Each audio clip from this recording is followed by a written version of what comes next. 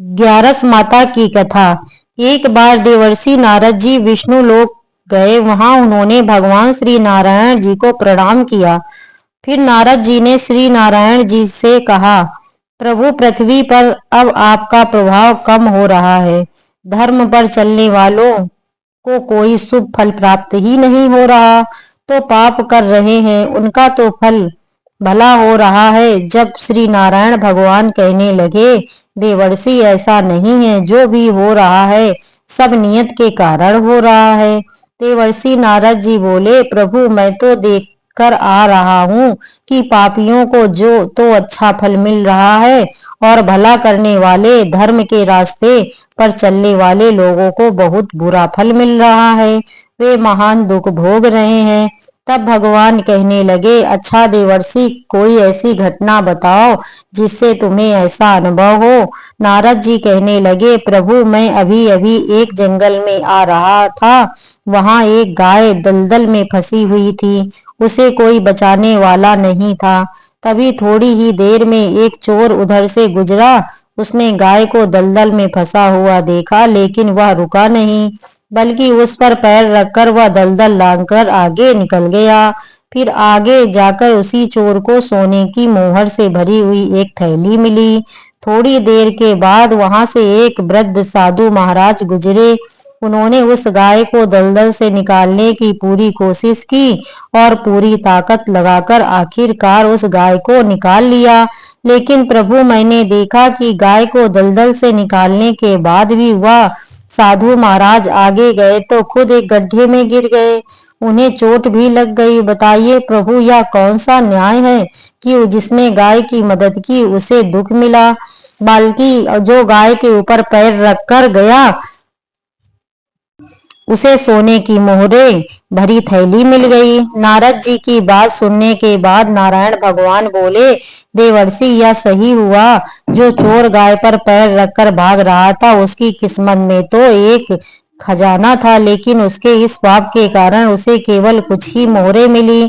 वहीं इन साधु महाराज को गड्ढे में इसलिए गिरना पड़ा क्योंकि उनके भाग्य में मृत्यु लिखी हुई थी, लेकिन गाय को बचाने के कारण उनके पुण्य बढ़ गए और उनकी मृत्यु एक छोटी सी चोट में बदल गई। देवर्षि, इंसान के कर्म से ही उसका भाग्य तय होता है, इसलिए अच्छे कर्म करना कभी भी किसी भी परिस्थिति में छोड़ना नहीं चाहिए। यह सुनकर नारद जी बहुत प्रसन्न हुए और लक्ष्मी नारायण भगवान की जय जयकार करते हुए बैकुंठ लोक से चल दिए। प्रेम से बोलिए श्री लक्ष्मी नारायण भगवान की जय, देवर्षि महाराज की जय। अब एकादशी माता की कथा भी सुनिए। एक बार एक बूढ़ी माँ ने वृद्धावस्था में एकादशी का व्रत रखा। वैसे तो वह अपने पूरे जीवन काल में एकादशी का व्रत रखती आ रही थी, लेकिन वृद्धा होने के बाद भी वह इस व्रत को उतनी ही निष्ठा और उतने ही नियम के साथ रख रही थी। वृद्धावस्था में तो वैसे भी बहुत सारी बाधाएं होती हैं। वैसे तो बूढ़ी माँ को भगवान की कृपा से सारी सुख सुविधाएं प्राप्त थीं, लेकिन फिर भी वह अपने परिवार की सुख समृद्धि की कामना से इस कठिन व्रत को रखने लगी। वे अधिकतर एकादशी का व्रत निर्जल ही रहती थी। एकादशी का दिन आने पर उन्होंने इस बार भी निर्जल व्रत रखा। दिन भर उसे प्यास लगी रही, लेकिन किसी तरह उन्होंने अपने मन को संयम में रखकर पूजा पाठ किया और कथा सुनी। पंडित जी को मिट्टी के पात्र में भरकर पानी और ऋतुफल दान में दिए। दोनों भरकर शक्कर भी बांटी। उन्हें गर्मी के कारण बहुत बेचैनी हो रही थी, इस कारण से वह बड़ी देर तक पानी में हाथ पैर डालकर बैठी रही, पानी से बाहर कुल्ला करती रही। तब कहीं जाकर उन्हें थोड़ी देर के लिए आराम मिला, चैन पड़ा, लेकिन थोड़ी देर के बाद उनका मुंह फिर सूखने लगा। एक तो धूप बहुत तेज पड़ रही थी, इस कारण बूढ़ी माँ बहुत ही बेचैन हो रही थी। एक तो बुढ़ापा, ऊपर से भयंकर गर्मी, वृद्धावस्था की स्थिति तो इसी प्रकार की होती ही है। फिर तैसे जैसे रोक कर किसी प्रकार दिन कट पाया। अब पहाड़ सी रात उनके सामने थी, जिसका कटना बड़ा ही मुश्किल दिखाई दे रहा था। चारपाई पर पड़े पड़े भी शांति नहीं मिल रही थी और बूढ़ी माँ प्यास के मारे बार बार करवट बदल रही थी। कई बार वे घर से बाहर जाती फिर अंदर आ जाती। ना उन्हें घर के बाहर शांति मिल रही थी और ना अंदर। चारपाई पर पड़ी पड़ी बार बार एकादशी माता का ध्यान करती रही और कहती रही, हे माता, आप मेरी लाज रखिएगा, आप मुझे शक्ति दीजिएगा जिससे मैं भली भांति अपना यह व्रत कर सकूं और या पहाड़ की सी रात शांति के साथ बीत सके। प्यास के कारण बूढ़ी माँ की बेचैनी तो बढ़ ही रही थी।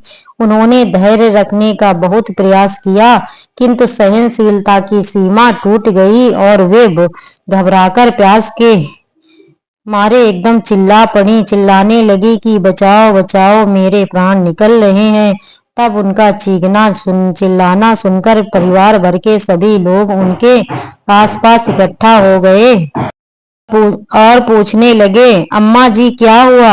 आप क्यों चिल्ला रही हैं? आप इस बुढ़ापे में इतने कठिन व्रत को क्यों कर रही हैं? अम्मा जी, शक्ति हो तभी भक्ति होती है। जब आपकी सामर्थ्य निर्जल व्रत करने की नहीं है तो आप क्यों जल का त्याग कर रही हैं? आप पानी पी लीजिए। तब वे बूढ़ी माँ अपने परिवारजनों से कहने लगी, अरे मेरे तो प्राण ही निकले जा रहे हैं, जरा कोई मेरी छाती पर ठंडे पानी का घड़ा तो रख दो। तब नाती दादी की छाती पर ठंडे पानी का घड़ा रख दिया। तब कहीं उन्हें थोड़ा आराम मिला। थोड़ी देर के लिए उन्होंने अपनी आंखें बंद कर ली। इधर एकादशी माता ने सोचा कि यह तो बूढ़ी अम्मा है और बहुत नियम पालन के साथ व्रत भी रखती है, चलकर इनकी परीक्षा ली जाए। तब वे आधी रात को मुर्गा बनकर टेर लगाने लगी। अपने घर के द्वार पर मुर्गे की आवाज सुनकर दादी जल्दी से उठी। सोचा शायद सुबह हो गई, लेकिन जब बाहर आकर देखा तो देखा आसमान में तो उन्हें कहीं भी प्रातःकालीन तारा दिखाई नहीं दिया। वे सोचने लगी कि यह मुर्गा क्यों और कैसे बोल रहा है। उन्हें प्यास तो लग ही रही थी। अब थोड़ा बहुत उनका मन भी बेचैन होने लगा, किंतु आखिरकार उन्होंने दृढ़ निश्चय किया कि अब तो मैं व्रत पूरा करके ही पानी पीऊंगी, भले ही मेरे प्राण निकल जाएं। यह सोचकर वह फिर चारपाई पर निठल होकर लेट गई। थोड़ी देर में एकादशी माता ने उनकी फिर से परीक्षा लेनी चाहिए और एक छोटी सी बालिका बनकर एक गिलास में शरबत लेकर उनके सिराने खड़ी हो गई और जोर से आवाज लगाकर कहने लगी, दादी जी सवेरा हो गया, आप हाथ मुंह धोकर यह शरबत पी लीजिए। पहले तो शरबत का गिलास देखकर बूढ़ी माँ का मन ललचा गया, किंतु अचानक उन्हें याद आया कि उन्होंने तो निर्जल एकादशी का व्रत रखा है। फिर उन्होंने सोचा कि मैं तो किसी भी प्रकार से अभी शरबत नहीं पी सकती हूँ। यह सोचकर वह शांति से अपनी चारपाई पर फिर लेट गई। जब बहुत तेज की प्यास लगी तो चारों ओर ही पानी ही दिखाई देता है, यहाँ तक कि सपने में भी पानी के ही आते हैं। पानी पीने की तड़प इतनी थी कि थोड़ी ही देर के बाद में बूढ़ी माँ को ऐसा लगा मानो किसी ने उन्हें पानी के कुएं में पटक दिया हो और वे बहुत देर तक उस कुएं में पानी में हाथ पांव चलाती रहीं, किंतु उन्होंने अपने मुंह में पानी की एक बूंद भी नहीं जाने दी और वे दृढ़ता पूर्वक एकादशी व्रत का पालन करती रहीं। थोड़ी देर में न जाने कहां से सामने आग जलती दिखाई दी, जिससे उन्हें बहुत ज्यादा गर्मी लगने लगी और मारे प्यास के उनका गला सूखने लगा, उनके प्राण निकलने लगे। किंतु बूढ़ी माँ का कोई कुछ भी नहीं बिगाड़ पाया। वे जहाँ की तहाँ मुस्कुराने ती हुई बैठी रही। थोड़ी देर में बाहर उजाला होने लगा, ऐसा लगा मानो सवेरा हो गया हो। बूढ़ी माँ ने जब बाहर निकल कर देखा तो समझ गई कि अब सवेरा होने में बस कुछ ही देर बाकी है। यह जानकर वे बड़ी शांति से इधर उधर घूमने लगी। एकादशी माता यह बात अच्छी तरह से समझ गई कि यह बूढ़ी माँ किसी भी तरह अपने व्रत से नहीं टल सकती, अपना व्रत बीच में नहीं तोड़ सकती। वह उसके सत्य व्रत को बहुत अच्छी तरह से समझ गई। सवेरा होते ही बूढ़ी माँ ने स्नान किया, भगवान की पूजा पाठ की, एकादशी माता की कथा सुनी, फिर ब्राह्मणों को दक्षिणा देकर भोजन कराया। तो कहीं उन्हें जल ग्रहण किया। कन्याओं को भोजन कराने के बाद फिर माता ने खुद भोजन किया। उस श्रेष्ठ व्रत के प्रताप से बूढ़ी अम्मा की आयु बढ़ गई। उनका घर परिवार हरा भरा हो गया। घर में अब किसी प्रकार का कोई अभाव नहीं रहा और वे हर तरह के सुख साधनों से संपन्न हो गईं।